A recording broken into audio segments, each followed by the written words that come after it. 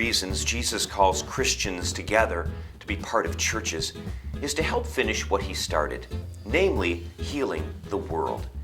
As we know, it's a world where the richest 500 people have more than the poorest 416 million people, where 30,000 children die every day from preventable poverty, and where 1 billion people can't write their own names.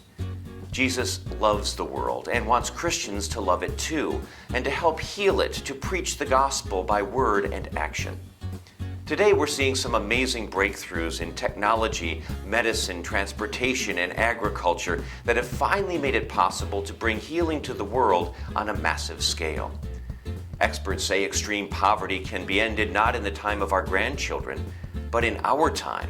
They say that providing basic health and nutrition costs for the world's poor costs less than Americans spend on ice cream every year.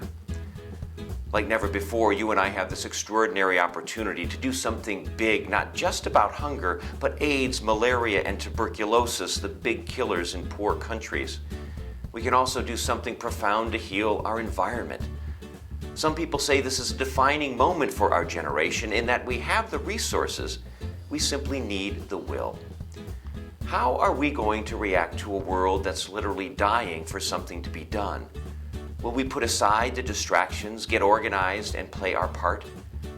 The Episcopal Church is doing its best to say yes. Our biggest mission priority is the Millennium Development Goals. They're 8 objectives set by the United Nations that lay out firm targets for countries in areas like hunger eradication, the promotion of primary education, and environmental sustainability. Episcopal congregations from coast to coast are promoting the cause and gathering resources to move it along. We're also strong supporters of our own well-established Episcopal Relief and Development, a multi-million-dollar emergency response organization. In addition, we fund an effective lobbying office in Washington, D.C., fighting for the rights of the poor and marginalized, not to mention the countless parish-wide, diocesan-wide, and church-wide initiatives that help keep our hearts and minds busy carrying out the multifaceted mission of Christ.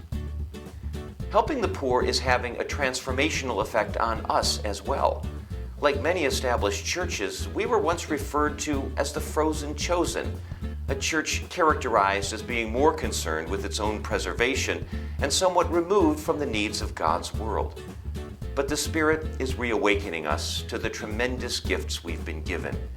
Gifts we're called to share with the world, gifts we will explain more thoroughly in the teachings that follow, and gifts that have been good for us and for the world.